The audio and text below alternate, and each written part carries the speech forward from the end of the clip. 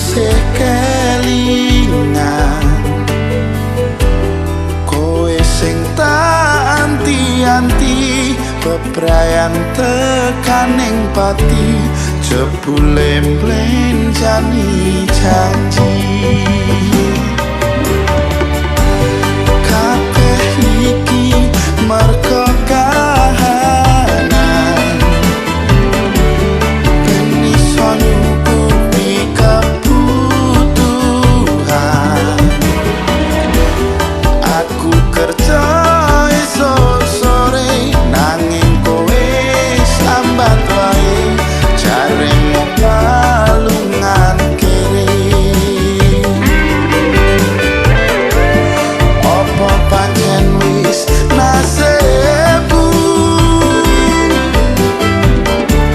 kudu pisan karo sliramu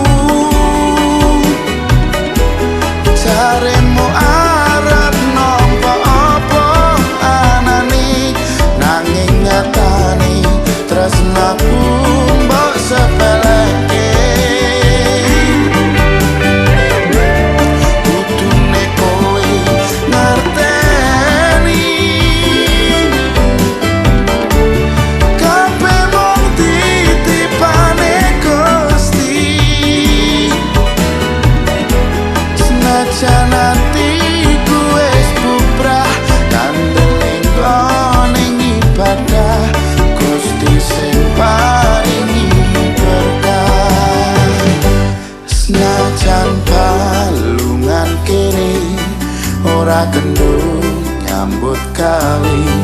senajan dalan ra alus sing penting